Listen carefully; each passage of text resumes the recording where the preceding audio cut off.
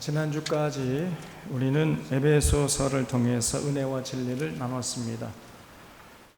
오늘부터는 이 골로새서를 통해서 은혜와 진리를 나누겠습니다. 골로새서는 에베소서와 한 세트라고 할 수 있어요.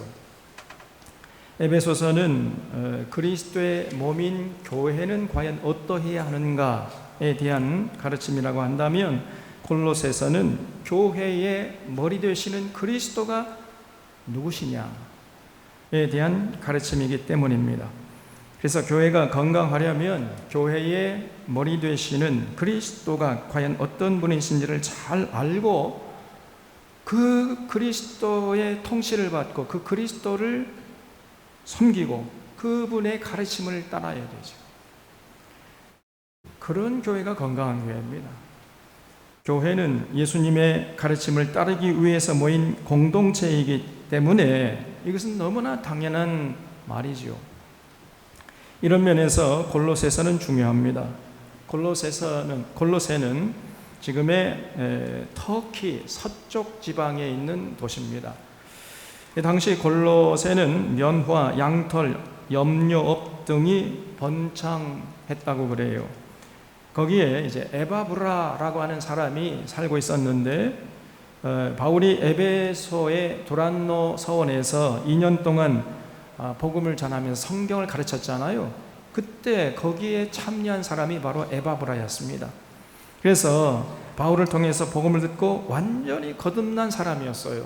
그래서 이 에바브라가 훗날 이제 자기 고향인 골로새에 돌아가서 복음을 전해가지고 세운 교회가 바로 골로새 교회였던 것입니다. 그리고 골로새에서는 이 골로새 교회에 보낸 바울의 편지였던 것이죠. 바울이 로마 감옥에 있을 때 쓴 편지입니다. 그래서 골로새서도 바울의 옥중 서신 중에 하나인 거죠. 그럼 바울이 어떻게 이 편지를 쓰게 되었는가 하면은, 이제 바울이 로마 감옥에 갇혀 있을 때, 바울이 로마 감옥에 갇혀 있다는 소식을 듣고 골로새에서 이제 교회를 세워가지고 섬기고 있던 이 에바브라가 골로새에서 로마까지 바울을 위로하고 격려하기 위해서 찾아간 거예요. 골로새에서 로마까지 거리는 직선 거리로 약 1400km 이상 되는 거리입니다. 1400km라고요. 네, 조금 이제 통합니다. 이거는요, 어마어마한 거리 아닙니까? 골로새에서 로마까지 가려면 국경을 3번이나 넘어야 했어요.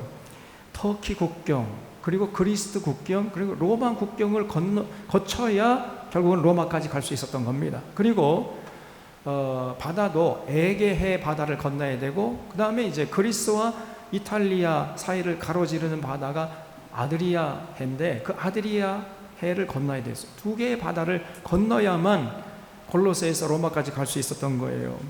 지금처럼 비행기나 자동차가 있는 시대가 아니고 말이나 낙타나 노새를 타고 가는 시대였는데, 그런 시대에 골로새에서 로마까지 간다는 것은 이건 정말 대단한 열정이 아니면 갈 수 없는 그런 먼 거리였던 것입니다.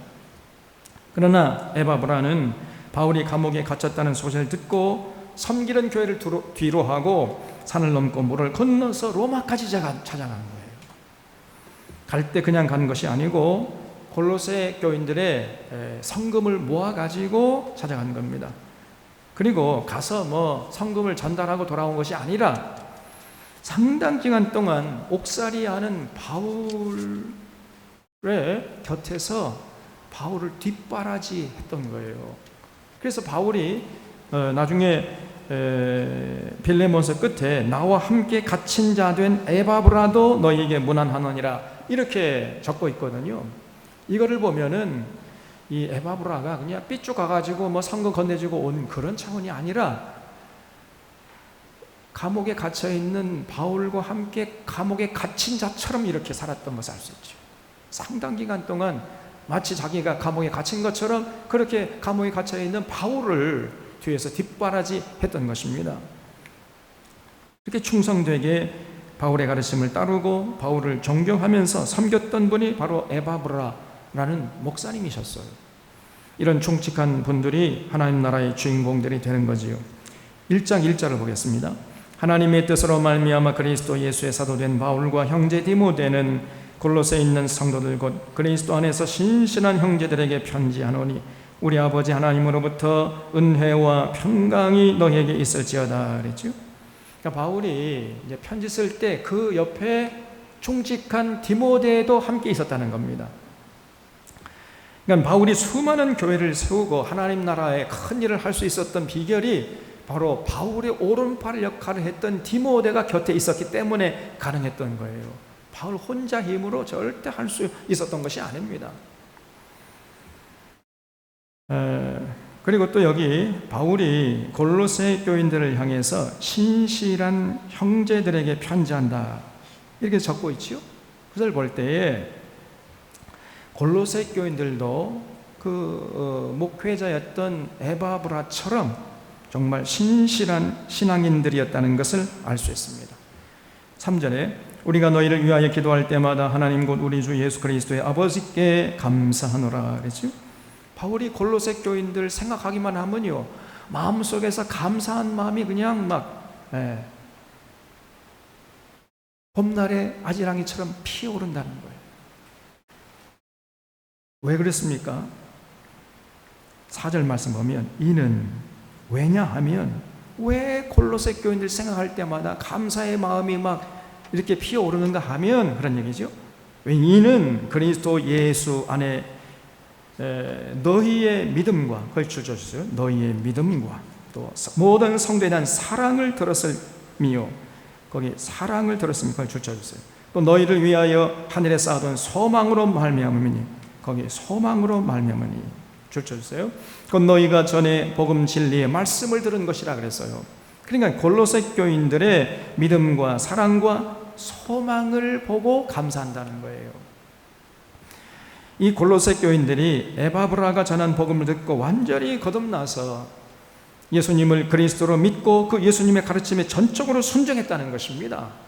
이게 진짜 믿음 아니에요? 믿음의 역사를 이룬 거예요. 그뿐 아니라 순종하다가 어떤 고난이 닥쳐도 하늘의 소망을 가지고 꼭 참아내고 인내했다는 것입니다. 그게 진짜 소망 아닙니까, 여러분? 그리고 서로 위로하고 격려하는 사랑의 수고를 아끼지 않았다는 거예요. 그래서 이 골로새 교인들이 믿음, 소망, 사랑 이렇게 살았다는 거죠. 이런 복을 받고 그런 에바브라를 통해서 그런 골로새 교인들의 삶을 듣고 바울이 하나님께 감사한다는 겁니다. 여러분, 우리가 진실로 예수 믿으면요 이렇게 믿음, 소망, 사랑의 사람으로 변하게 되는 것입니다. 이게 정상이에요. 예수님의 은혜는 우리에게 구원의 확신을 주고 천국과 부활에 대한 소망을 줍니다. 그리고 하나님의 사랑을 일깨워서 그 주님의 사랑으로 살게 만들어줘요. 이게 진짜 믿음 아니겠어요? 믿음이 인도라 하면서 천국에 대한 소망도 없고 조금의 고난도 인내하지 못한다면 그것은 믿음이라고 할 수가 없는 겁니다. 그냥 자기 취미생활 하는 거예요. 그런 사람들이 뭐 교회에 아무리 많이 있다 할지라도 그런 교회는 절대로 건강한 교회가 될 수 없습니다. 또 믿음이 있노라 하면서 사랑의 수고를 하지 않으려 하고 여전히 자기 중심적으로 자기 욕심대로 살아간다면 그 사람 속에 있는 믿음은 거짓이에요. 그런 사람들이 수천 명, 수만 명 모인다 할지라도 그런 교회는 절대로 건강한 교회가 될 수가 없는 것이 하나님의 은혜의 경륜을 이어갈 수가 없습니다. 그건 썩은 교회, 병든 교회지요. 아니, 그건 교회라고 할 수가 없는 것이죠. 그냥 이익 집단에 불과한 것입니다. 교회의 간판을 빨리 내려야 돼요. 진실된 믿음은 반드시 소망과 사랑이 동반됩니다. 믿음, 소망, 사랑 이 세 가지는 항상 있을 것인데 그랬잖아요. 나무로 비유하자면 믿음은 뿌리고 소망은 줄기고 사랑은 꽃과 열매라고 할 수 있습니다. 믿음의 뿌리에서 소망의 줄기가 자라나고 사랑의 열매가 맺혀야 그게 진짜 믿음인 거예요. 그게 믿음, 소망, 사랑 이 세 가지는 뗄래야 뗄 수 없는 불가분의 관계에 있는 것입니다. 근데 고린도 교인들이 바로 그렇게 믿음, 소망, 사랑으로 살았다는 거예요. 그래서 신실한 형제들에게 편지한다. 이렇게 바울이 쓰고 있는 거지요. 그래서 에바브라가 제대로 이제 목회를 잘 한 것을 알 수 있고, 그 에바브라 목회자의 가르침을 따라서 이 골로새 교인들이 아주 신실하게 신앙생활을 잘 했단 말이에요. 그래서 그 목사와 그 교인들이었던 것입니다. 6절에 이 복음이 이미 너희에게 이름에 너희가 듣고 참으로 하나님의 은혜를 깨달은 날부터 너희 중에서와 같이 또한 온 천하에서도 열매를 맺어 자라는도다 그랬죠. 거기 너희가 듣고 참으로 하나님의 은혜를 깨달은 날부터 거기 줄을 쳐 주시기 바랍니다. 여러분, 은혜가 뭐죠? 은혜? 우리가 은혜 받았습니다 그런 말을 자주 하는데 교회에서 은혜가 뭡니까? 묻지 않으면 아는 것 같은데 대답하려면 쉽지 않죠? 은혜가 뭐예요 도대체? 은혜는 하나님 편에서 우리를 위해 하신 일들을 말해요. 그게 은혜예요. 하나님의 은혜. 요한복음 3장 16절에 하나님이 세상을 이처럼 사랑하사 독생자를 주셨으니 이는 그를 믿는 자마다 멸망치 않고 영생을 얻게 하려 하심이라 그랬죠. 하나님이 우리를 사랑하셔서 예수님을 보내셔서 우리의 모든 죄를 사해 주시고 우리를 하나님의 자녀 삼아 주셨습니다. 우리는 죄로 말미암아서 멸망당할 수밖에 없는 존재들이었는데 이제 멸망치 않게 되었고 영생을 얻을 수 있게 되었다는 거예요. 이것이 하나님께서 우리를 위해서 하신 하나님의 놀라운 은혜입니다. 이 놀라운 은혜를 우리가 우리의 이성과 감성으로 온 인격으로 깨달아야 돼요. 하나님께서 우리에게 이렇게 큰 은혜를 베푸셨구나. 이렇게 깨달을 때 그때 비로소 믿음이 자라나기 시작한다는 것입니다. 여러분, 이렇게 믿음이 자라야 그리고 줄기가 나고 그리고 꽃도 피고 열매를 맺을 수 있는 거 아니겠습니까? 그래서 여러분, 우리가 하나님 말씀을 잘 듣고 그 하나님의 은혜를 깨달아야 돼요. 그래서 참 믿음은 들음에서 난다 이렇게 얘기했잖아요. 잘 듣고 온전히 듣고, 이걸 우리가 경청이라고 그러죠. 하나님 말씀을 정말 집중해서 잘 들어야 됩니다. 그래서 경청해서 그 말씀 속에서 하나님의 은혜를 깨달을 때 그때 우리의 신앙이 무럭무럭 자라게 되어 있는 거예요. 골로새 교인들이 바로 그랬다는 겁니다. 7절에 이와 같이 우리와 함께 종된 사랑하는 에바브라에게 너희가 배웠나니 그는 너희를 위한 그리스도의 신실한 일꾼이요 성령 안에서 너희 사랑을 우리에게 알린 자니라 그랬죠. 에바브라가 골로새 교회를 섬기다가 바울의 투옥 사실을 알고 이제 한 걸음에 로마까지 달려갔다는 것을 여기서도 알 수가 있죠. 그래서 갈 때 그냥 간 것이 아니라 고린도 교인들의 성금을 가지고 갔다는 거예요. 그래서 너희 사랑을 우리에게 알린 자니라 이렇게 이제 적고 있는 거지요. 여러분, 오늘날에도요 이런 신실한 목회자가 정말 진실로 필요한 시대예요.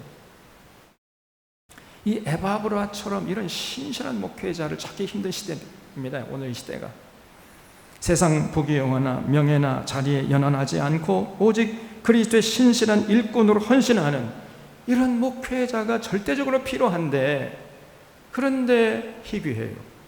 찾아보기 어렵습니다. 오늘날.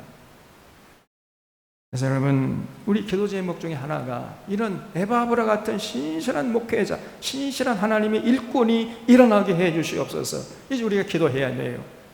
그리고 기도가 삶이 되어야 된다 그랬지요?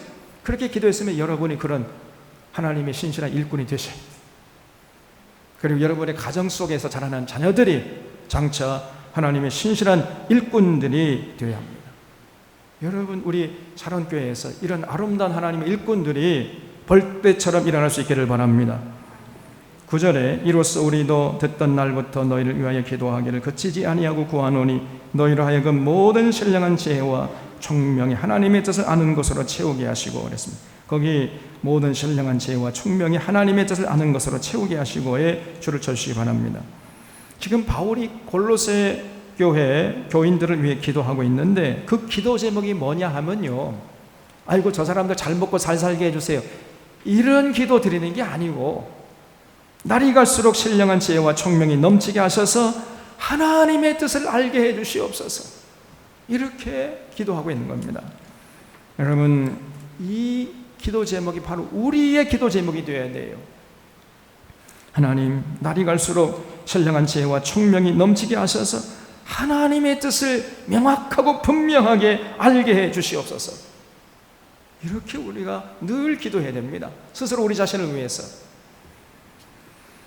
이것이 진정으로 건강한 기도예요. 우리가 예수 믿으면 날이 갈수록 하나님의 뜻을 잘 알아가야 되지요. 이게 하나님의 뜻인지 아닌지 전혀 신앙생활 10년 했는데 20년 했는데 30년 했음에도 불구하고 그걸 분별하지 못한다면 너무나도 안타까운 모습 아닙니까?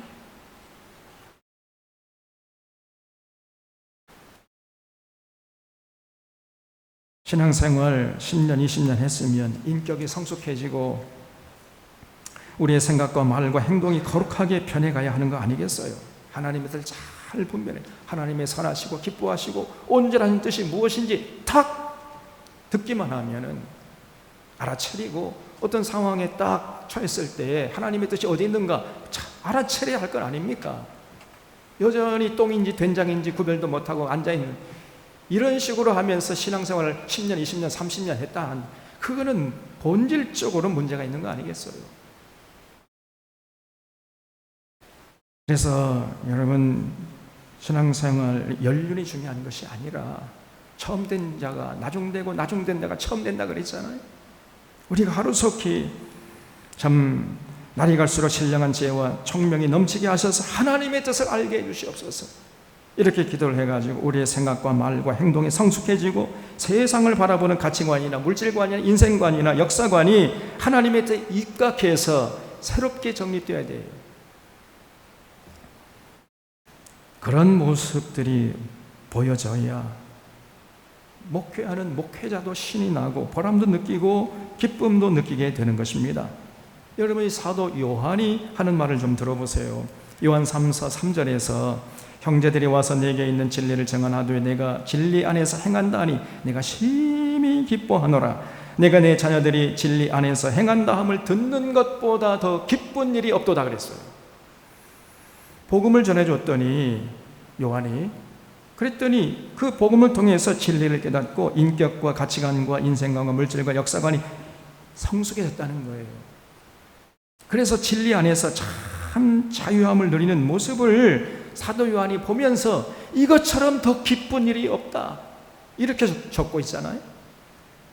여러분, 아무리 복음을 전해주고 진리를 전해줘도 깨닫지 못하고 그 인격이나 삶이 변하지 않으면 그것처럼 목회자에게 고통스러운 일이 없는 거예요. 그럼 목회에 의미가 없잖아요. 가치가 없잖아요. 여러분, 제가 그래서 지난번에 저 있던 교회에서 나온 겁니다. 더 이상 내가 있을 가치와 의미를 찾지 못했기 때문에 나온 거예요. 아무리 제 50대 때, 40대 후반에서 50대까지니까 제 황금 기간을 최선을 다해서 복음을 전해주고 진리를 전해주고 그들을 섬겼건만 변함이 없는 거죠. 그러면 목회자가 힘이 빠지는 겁니다. 거기 있을 의미를 찾지 못하는 거 아니겠어요?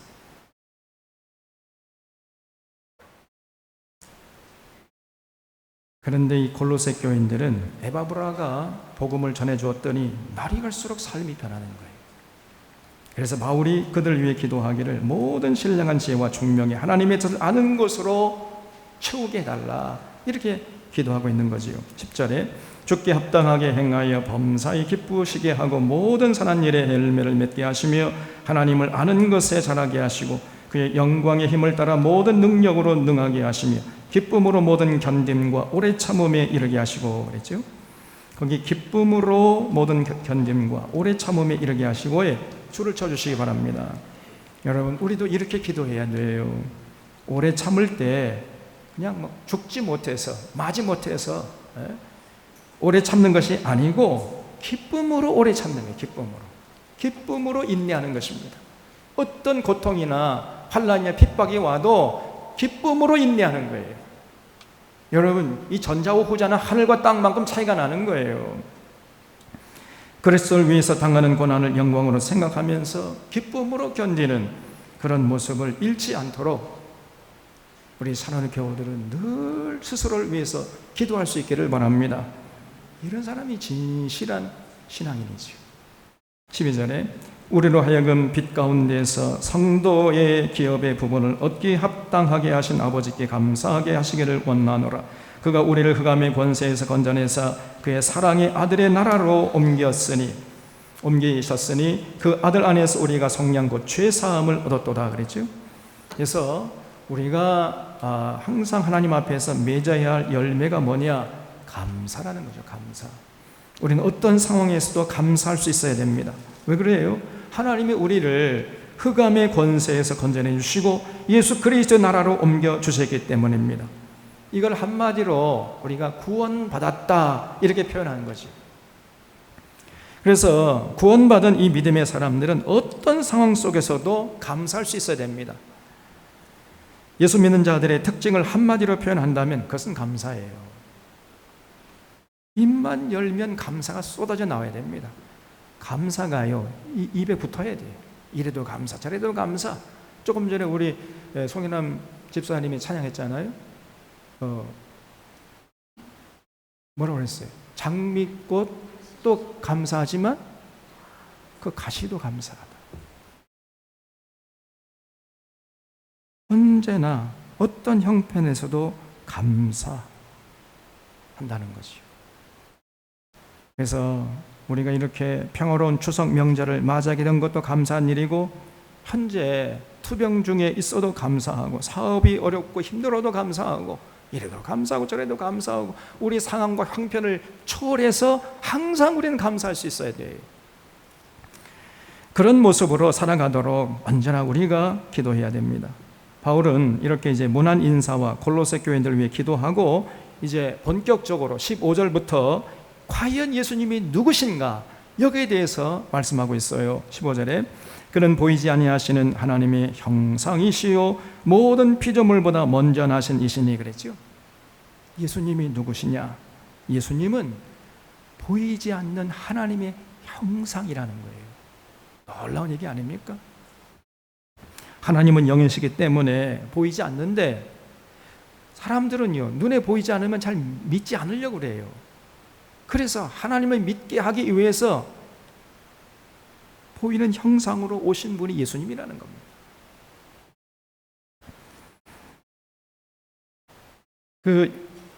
예수님 당시에 예수님의 제자 중에 하나 빌립이 예수님, 하나님 아버지를 좀 눈으로 볼 수 있게 보여주세요. 그러면 저 가겠나이다. 이렇게 요구를 하니까 예수님께서 뭐라고 대답하죠? 예, 빌립아, 너는 나를 보았으면 아버지를 보았는데 왜 또 아버지를 보이라느냐? 내가 아버지야, 이런 얘기죠. 그런데 나를 봤으면 아버지를 봤는데, 너 나를 봤으면 아버지 본 거야. 그런데 왜 또 아버지를 보이라 하느냐? 이렇게 반문하셨잖아요. 여러분, 보이지 아니하는 하나님을 우리 눈으로 똑똑히 볼 수 있도록 형성화되신 분이 예수님이시라는 거예요. 여러분, 하나님을 눈으로 보기를 원하신 분은 누구를 보면 된다고요? 예수님을 보시면 돼요. 예수님. 그러면 하나님이 보입니다. 하나님을 섬기기를 원하는 사람들은 예수님을 섬기면 하나님을 섬기는 결과가 된단 말이에요. 예수님의 가르침을 따르는 것이 이 우주 만물을 창조하시고 통치하시는 여호와 하나님의 가르침을 따르는 것이라는 거예요. 이 정도로 예수님이 대단하신 분이십니다. 그리고 예수님은 모든 피조물이 있기 전부터 계셨다는 거지요. 예수님께서 2000년 전에 이 땅에 왔는데 그것은 인간이 되어서 오신 것이고, 인간이 되어서 이 땅에 오시기 전에도 예수님이 존재하셨다는 거예요. 그래서 창세 전부터 이미 하나님과 함께 계셨던 분이라는 거지요. 그러니 여러분, 예수님이 얼마나 대단한 분입니까? 그래서 참신앙은 뭐냐? 예수님이 얼마나 대단한 분이신가를 아는 것에서부터 참신앙이 시작되는 거예요. 16절에 만물이 그에게서 창조되되 하늘과 땅에서 보이는 것들과 보이지 않는 것들과 혹은 왕권들이나 주권들이나 통치자들이나 권세들이나 만물이 다 그로 말미암고 그를 위하여 창조되었고 또한 그가 만물보다 먼저 계시고 만물이 그 안에 함께 섰느니라 그랬죠. 그게 만물이 다 그로 말미암고 그를 위하여 창조되었고에 줄 쳐주시기 바랍니다. 이것도 얼마나 놀라운 말씀인지 알 수가 없어요. 여러분, 예수님이 누구냐? 예수님이 이 우주 만물을 창조하신 창조주가 되신다는 거예요. 창세기 1장 1절에 태초에 하나님이 천지를 창조하시니라 그랬죠. 그런 다음에 어떻게 창조했습니까? 빛이 있어라 이렇게 말씀하니까 빛이 있었죠. 하나님이 어떻게 우주 만물을 창조했다고요? 뭘로 창조했습니까? 말씀으로. 그래서 말씀이 육신이 되어 우리 가운데 오신 분이 누구요? 그 예수님 아니에요, 예수님. 그래서 예수님이 창세 전에 여호와 하나님과 함께 이 우주 만물을 창조했다는 것이 성경의 증언이에요. 그래서 예수님은 보이는 세계뿐 아니라 보이지 않는 세계까지도 전부 예수님이 창조하셨다는 거죠. 그래서 왕권들이나 주권들이나 통치자들이나 권세들이나 만물을 다 예수님이 창조하셨고 또 예수님을 위해서 창조됐다는 겁니다. 그러므로 이 땅의 모든 피조물들은 예수님을 찬양하고 예수님의 뜻을 받들고 예수님을 경배하고 예수님을 섬겨야 마땅한 거죠. 그래야 존재 가치가 생기는 것입니다. 특별히 사람이 되어가지고 예수님을 찬양하지 않는다면 그건 사람이라고 할 수 없는 거죠. 그런데 특히 예수님을 찬양하지 않는 세력들이 있어요. 누구냐? 왕권들이나 주권들이나 통치자들이나 권세자들이에요. 이런 사람들은 자기가 조금 높은 자리에 앉아서 권세를 가지고 세상 떵떵거리면서 호령하며 살다 보니까 자기가 최고인 줄 압니다. 그러다 보니까 교만해지는 거죠. 자신들이 누리는 권력과 부귀 영화를 가지고 예수님을 찬양하고 예수님의 뜻을 이뤄가야 되는데 이들은 자기를 찬양하고 자기 뱃속을 챙기는 데 혈안되어 있단 말이에요. 그렇게 되면 그런 자들은 세상에서는 비록 출세했을지 모르지만 이미 죽은 자들입니다. 하나님의 심판을 면치 못하는 불쌍한 자들이에요. 우리가 세상을 보는 안목이 좀 달라야 됩니다. 야, 저 사람 세상에 출세했으니까 참 부럽다. 이건 믿음의 사람이라고 할 수가 없어요. 그런 사람들은요 이미 살았으나 죽은 자들입니다. 하나님의 무서운 심판을 각오해야 하는 거예요. 그래서 사실 세상적으로 잘 나갈 때 그때가 위기임을 잊지 말아야 됩니다. 세상적으로 잘 나갈 때 끝까지 겸손하고 모든 영광을 하나님께 올려드려야 되는데 사실은 그런 사람들이 극히 드물어요. 이게 현실 아닙니까? 대부분의 사람들이 교만해지고 변질됩니다. 조금 돈이 생기고 조금 출세하고 그러잖아요. 어깨에 힘이 들어가요. 그러다가 망하는 거죠. 또 18절에도 놀라운 말씀이 소개되어 있습니다. 예수님이 누구시냐 하면은 그는 몸인 교회의 머리시라 그랬어요. 그가 근본이시요 죽은 자들 가운데서 먼저 나신 이시니 이는 친히 만물의 으뜸이 되려 하심이요 아버지께서는 모든 충만으로 예수 안에 거하게 하시고 그의 십자가의 피로 화평을 이루사 만물 곧 땅에 있는 것들이나 하늘에 있는 것들이 그로 말미암아 자기와 화목하게 되기를 기뻐하심이라 그랬죠. 온 우주 만물을 창조하신 예수님이 여러분 교회의 머리 되신다는 거예요. 이것도 얼마나 충격적인 얘기입니까? 그리고 교회의 머리 되시는 예수님에게는 여호와 하나님의 모든 충만으로 가득 차 있다는 것입니다. 더 놀라운 것은 그 능력의 예수님이 그런데 놀랍게도요 십자가에서 맥없이 피 흘려 돌아가셨다는 거예요. 아니 보이지 않는 하나님의 형상이시고 만물의 창조자가 되시고 그런 능력의 예수님이 어째서 십자가에서 맥없이 피 흘려 돌아가셨습니까 여러분? 그것은 땅에 있는 것들이나 하늘에 있는 것들을 전부 화목해 하고 그래서 하나님과 화평을 이루도록 하기 위함이었다는 것이죠. 여러분 그래서 예수님이 십자가에서 돌아가신 거 아닙니까? 그러므로 여기서부터가 중요해요. 그러므로 예수님을 교회의 머리로 모시고 그분의 통치를 받는 교회도 당연히 그 예수님의 사역을 이어받아서 화평케 하고 화목케 하는 사명을 감당해야 하는 것입니다. 이것이 교회인 거예요. 이게 교회가 진실로 예수님을 머리로 모시고 그분의 통치를 받는 공동체라면 그런 교회는 화평케 하고 화목케 하는 사명을 감당하려고 할 것입니다. 이념과 지역 감정과 계층 간의 모든 갈등을 중재해서 화목케 하고 또 하나님과 사람들을 화목케 하는 참으로 귀한 사명을 감당하려고 하는 거예요. 이게 진짜 교회인데 오늘날 한국 교회에서 그런 교회를 찾아보기 힘들어요. 그러니 참 이게 기가 막힌 현실인 것입니다. 이게 너무나 당연한 교회의 모습인데 놀랍게도 그런 교회 모습을 보이는 교회가 흔치 않단 말이에요. 교회의 머리 되시는 예수님은 화평케 하고 화목케 하려고 하는데 그 몸인 교회는 갈등을 조장하고 대결을 조장하고 서로 싸우고 다투고 그리고 전쟁을 부추긴다면 그러면 어떻게 되는 겁니까? 머리와 몸이 서로 따로 노는 거 아니에요. 교회는 그리스도의 몸이고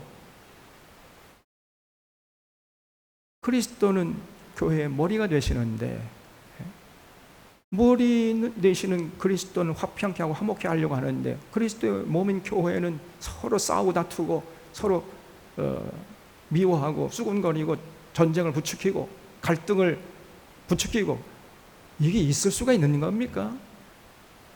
머리와 몸이 지금 따로 놀고 있잖아요. 교회라고 할 수가 없는 거지. 그래서 진실로 예수 그리스도를 교회의 머리로 모신 교회는 반드시 지역 감정을 멀리하고 이념에 휘둘리지 않으면서 사람들 사이를 화목하게 하려고 하는 것이고 하나님과 이 땅을 화목케 하는 이런 역할을 감당하려고 하는 것입니다. 그래서 반드시 교회는 어떤 일이 있어도 평화의 사도의 모습을 잃지 않아야 돼요. 이런 교회가 진짜 건강한 교회인 것입니다. 21절에는 더 놀라운 말씀이 나와요. 전에 악한 행실로 멀리 떠나 마음으로 원수되었던 너희를 이제는 그의 육체의 죽음으로 말미암아 화목하게 하사 너희를 거룩하고 흠없고 책망할 것이 없는 자로 그 앞에 세우고자 하셨으니 만일 너희가 믿음에 거하고 터 위에 굳게 서서 너희 들은 바 복음의 소망에서 흔들리지 아니하면 그리하리라. 이 복음은 천하 만민에게 전파된 바요 나 바울은 이 복음의 일꾼이 되었노라 그랬죠. 여러분 우리가 잘 깨닫지 못해서 그렇지 사실은요 우리가 우리의 소견대로 우리의 욕심대로 살게 되면은 하나님과 우리 사이가 원수가 되는 거예요.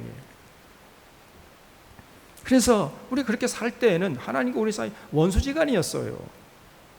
우리가 깨닫지 못할 뿐이었지.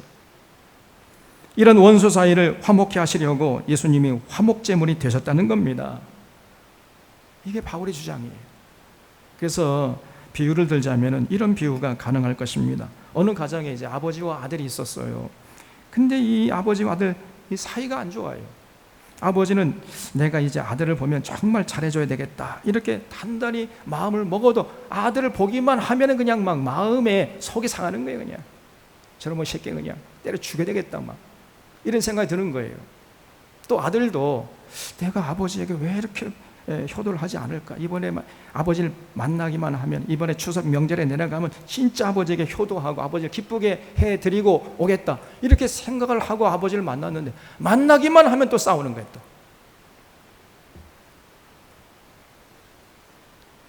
그래서 그 모습을 지켜보던 그 엄마가 중간에서 힘든 거예요. 엄마가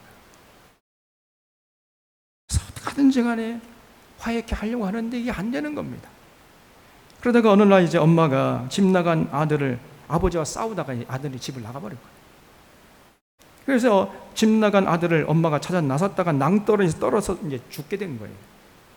엄마가 죽을 때 아버지 손과 아들 손을 다 이렇게 품에 끌어안고 손과 손을 이렇게 마주하게 하나 되게 하고 돌아가셨다는 겁니다. 그러자 아버지 마음속에 그렇게 아들을 미워하던 감정이 사라지고 또 아들의 마음속에도 아버지를 미워하던 감정이 사라지면서 이제 서로 화목하게 됐다는 거죠. 그러니까 엄마가 화목제물이 된 거죠. 지금 예수님이 그랬다는 겁니다. 하나님과 우리도 원수지간처럼 살았는데 예수님께서 화목제물로 죽으심으로 하나님과 우리 사이를 화목케 하셨다는 거예요. 그래서 예수님이 십자가에서 죽으신 겁니다. 이런 놀라운 소식, 이 기쁜 소식, 이 복음을 전하기 위해서 바울이 복음의 일꾼이 되었다는 거예요. 이 복음의 물결이 2000년 역사의 물줄기를 따라서 지금 우리에게까지 전해진 것입니다. 그래서 우리도 복음을 듣고 예수님을 영접한 거지요.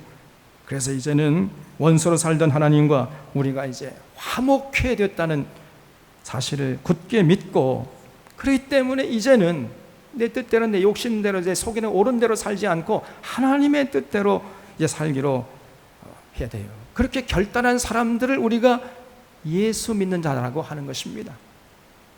내가 예수 믿겠다고 결단했으면서 여전히 자기 멋대로 자기 속에는 옳은 대로 산다면은 그거는 앞뒤가 맞지 않는 행동인 것이죠. 24절에 나는 이제 너희를 위하여 받는 괴로움을 기뻐하고 그리스도의 남은 고난을 그의 몸된 교회를 위하여 내 육체에 채우노라. 내가 교회의 일꾼 된 것은 하나님이 너희를 위하여 내게 주신 직분을 따라 하나님의 말씀을 이루려 함이니라 그랬죠. 여러분, 이 바울의 고백 좀 들어보세요. 이렇게 복음을 전하기 위해서, 이 복음이라는 게 굿뉴스, 기쁜 소식 아닙니까? 예수님이 하나님과 원수였던 우리 사이를 화목케 하는 화목제물로 돌아가셨다. 그래서 예수 그리스도를 영접하면 우리가 하나님과 원수 관계를 청산하고 화목하게 될 수 있다. 이게 기쁜 소식 아닙니까? 이 기쁜 소식을 전하기 위해서 어떤 괴로움이나 고난도 바울이 마다하지 않는다는 거예요. 그리스도의 남은 고난을 내 육체에 채우노라 그랬잖아요. 이렇게 가치 있는 일을 위해서라면은 나는 어떤 고난도 감내할 마음이 있다는 것입니다. 여러분, 이런 바울의 헌신은 영원히 지워지지 않는 것입니다. 이 역사, 인류의 역사가 지속되는 한 바울의 이름은 하늘의 별처럼 빛나게 될 것입니다. 여러분, 한 세상을 살면서 이렇게 가치 있는 일에 자신을 전적으로 헌신하는 사람은 정말로 행복한 사람 아니겠습니까? 이 땅에 많은 사람들이 훌륭한 일을 했다고 사람들에게 칭송을 받지만은 사실은요, 잠깐이면은 잊혀지는 것들이에요. 또 전에 있는 것들을 다시 반복할 뿐인 것입니다. 이 솔로몬의 고백 아닙니까, 그게? 그래서 헛되고 헛되니 모든 것이 헛되도다. 이렇게 솔로몬이 탄식하지 않았습니까? 이런 면에서 헛되지 않고 영원히 지워지지 않는 하나님 나라를 위해서 혼신의 힘을 다해서 헌신한 바울은 정말로 가치 있는 삶을 산 사람이죠. 여러분들, 우리 주변에도 바울 같은 사람들이 있어요. 그런 분들을 통해서 이 땅에 하나님 나라가 세워지고 또 앞으로도 세워질 것입니다. 바로 그런 주인공들, 우리 사론의 교우들이 될 수 있기를 바랍니다. 26절에 이 비밀은 만세와 만대로부터 감췄던 것인데 이제는 그의 성도들에게 나타났고 하나님이 그들로 하여금 이 비밀의 영광이 이방인 가운데 얼마나 풍성한지를 알게 하려 하심이라. 이 비밀은 너희 안에 계신 그리스도니 곧 영광의 소망이니라. 우리가 이 땅에 사는 동안 진실로 시급히 깨달아야 할 것이 있는데 그게 뭐냐? 그것은 만세와 만대로부터 감췄던 비밀이에요. 만세와 만대로부터 감췄던 하나님의 비밀이 뭐냐? 그것이 바로 예수 그리스도시라는 것이죠. 쉽게 말하면 하나님의 손에 들린 마지막 히든 카드가 그것이 예수 그리스도시라는 거예요. 여러분, 예수님은 하나님의 마지막 카드예요. 마지막 카드. 그동안 하나님 편에서 인류를 구원하기 위해서 안 해본 것이 없잖아요. 이것도 해보고 저것도 해보고 모든 거 다 해봤습니다. 그래도 안 됐어요. 그래서 하나님이 마지막으로 이제 예수님을 보내셨다는 겁니다. 그래서 예수님으로도 안 되면 이제 끝나. 이제 끝장입니다. 그러면 하나님 편에서 어떻게 다른 수단 방법을 갖고 계시지 않아요. 왜냐하면 예수님이 마지막 카드니까. 그래서 하나님도 만약에 예수님으로도 안 되면 이제 하나님도 어쩔 수 없이 이 역사의 문을 닫을 수밖에 없다는 거예요. 그래서 히브리서 1장 1절에서 옛적의 선지자를 통해 여러 부분과 여러 모양으로 우리 조상들에게 말씀하신 하나님이 이 모든 날 마지막에는, 이 모든 날 이제 마지막 수단으로는 아들을 통해서 우리에게 말씀하셨다. 이런 놀라운 가르침을 전하고 있는 거예요. 예수님이 마지막 하나님의 수단입니다. 하나님의 손에 들린 마지막 히든 카드예요. 놀랍게도 그 마지막 히든 카드를 위해서 우리가 이제 하나님의 은혜 가운데 들어오지 않았습니까? 우리가 예수님을 통해서 하나님께 돌아갈 수 있게 되었어요. 예수 그리스도를 통해서 하나님과의 관계를 회복하고 참 평안과 기쁨과 참 자유를 누리면서 살 수 있게 되었습니다. 천국에 대한 소망을 가지고 진실로 가치 있는 일에 헌신할 수 있게 되었잖아요. 무엇이 참이고 무엇이 거짓인지 분별할 수 있게 되었고, 어떤 것이 영원한 것이고 어떤 것이 찰나적인 것인지 분별할 수 있게 되었어요 이제. 그리고 참된 진리를 알고 진리로 무장해서 영원한 것을 위해서 헌신할 수 있게 되었습니다. 어지러운 세상 사는 동안 천국의 소망을 가지고 영생을 누리며 살게 되었어요. 여러분, 이것이 얼마나 복된 일입니까? 우리가 예수 그리스도를 올바로 믿으면 바로 이런 영광스러운 삶을 살 수 있게 되는 거예요. 이런 복을 누리게 하시려고 하나님이 마지막으로 만세와 만대로부터 감추었던 비밀이신 예수 그리스도를 우리에게 보내셨다는 거죠. 그래서 예수 그리스도께서 우리의 영광의 소망이 되시는 것입니다. 이렇게 귀한 복을 주시려고 예수님께서 이 땅에 오셨는데, 문제가 뭐냐? 이런 영광의 소망이신 예수님을 통해서 참된 복을 누리는 자들이 많지 않다는 거예요. 교회는 나오는데 영광의 소망이신 예수 그리스도를 통해서 얻는 복을 누리지 못하고 있는 것입니다. 예수 그리스도 안에 있는 은혜가 이렇게 풍성함에도 불구하고 수많은 교인들이 영광의 소망이신 그리스도를 통해 누리는 것들이 어쩌면 이렇게 세속적이고 속물적인 것들로 점철되는지 알 수가 없는 거예요. 많은 교인들이 예수 믿는다고 하면서도 예수 그리스도 안에 있는 참 평안과 기쁨과 자유함을 누리지 못합니다. 어지러운 세상에 살면서도 참과 거짓을 분별하지 못하면서 살아요. 오히려 교회 나와가지고 예수 믿겠다고 하는데 실제로는 배에나 더 지옥 자식으로 살고 있는 자들이 얼마나 많습니까? 세상 욕심 버리는 것이 아니라 신앙생활 열심히 하면 할수록 더 세상 욕심으로 덕지 달라붙어 이런 삶을 살아요. 세상 풍조에서 자유함을 누리지 못하고 더 세상 풍조에 휘둘리면서 살아가는, 그러면서 예수 믿는다고 하는 거예요. 참 평안을 누리지 못하고 세상 탐욕에서 비롯된 걱정과 근심에 찌들어 살고 있는 것입니다. 여전히 육신의 정욕과 안목의 정욕과 이생의 자랑에 휘둘려서 살고 있는 거예요. 참 기쁨을 맛보지 못하고 참 자유를 맛보지 못하고 뭔가에 얽매여서 뭔가에 눌리어서 살고 있어요. 이 기목신앙과 신비주의에 빠져서 전혀 영광의 소망이신 예수님, 오히려 점점 더 예수님으로부터 멀어지고 있어요.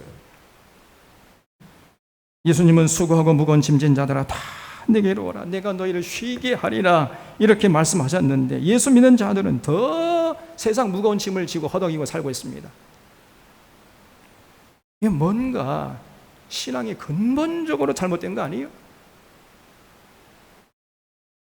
이거는 목사들의 잘못이고 교회 지도자들의 잘못입니다. 교회가 이렇게 영광의 소망이신 그리스도를 잃어버리니까 결국은 이단들이 지금 설치고 있는 거 아닙니까? 이단들이 이렇게 설친다는 것은 그만큼 한국교회가 영광의 소망이신 그리스도를 잃어버리고 헤매고 있다는 반증인 거예요. 그래서 우리는 진실로 우리의 신앙을 근본적으로 돌아보고 영광의 소망이신 예수 그리스도에게로 빨리 방향을 틀어야 해요. 28절에 우리가 그를 전파하여 각 사람을 권하고 모든 지혜로 각 사람을 가르치면 각 사람을 그리스도 안에서 완전한 자로 세우려 함이니 이를 위하여 나도 내 속에서 능력으로 역사하시는 이의 역사를 따라 힘을 다해 수고하노라 그랬습니다. 여기 짧은 문장 속에 각 사람이라는 말이 3번이나 반복되고 있지요. 우리가 그를 전파해 각 사람을 권하고 모든 지혜로 각 사람을 가르치면 각 사람을 그리스도 안에서 완전한 대로 세우려 한다 그랬잖아요. 여러분 꼭 기억하시기 바랍니다. 과거에는요, 민족 단위로 구원을 받았는데 이제는 개별적으로 각 사람별로 구원받는다는 거예요. 이거 잊지 마셔야 돼요. 우리가 교단별로 구원받는 게 아닙니다. 교회별로 구원받는 것도 아니에요. 어떤 사람은 큰 교회 다닌다고 어깨에 힘을 주고 다니. 아니 대형 교회 다니는데 어쩌길래. 참 기가 막힙니다. 여러분 교회별로 구원받는 게 아니에요. 또 가정별로 구원받는 것도 아닙니다. 각 사람대로 구원받는 거예요. 그래서 자기 인격으로 하나님께 응답하는 삶을 살아야 됩니다. 한 사람 한 사람이 그 각 사람이 스스로 자기의 인격과 지상과 감성을 가지고 그리스도 안에서 장성한 분량이 충만해지도록 스스로 애써야 돼요. 스스로. 누가 해주는 게 아닙니다. 아버지가 자녀를 대신할 수 없고 자녀가 부모를 대신할 수가 없어요. 목사가 교인들을 대신할 수 없습니다. 반드시 각 사람대로 구원받아요. 목사가 도움을 줄 수는 있지만 결국은 자신이 선택하고 자신이 책임지는 거예요.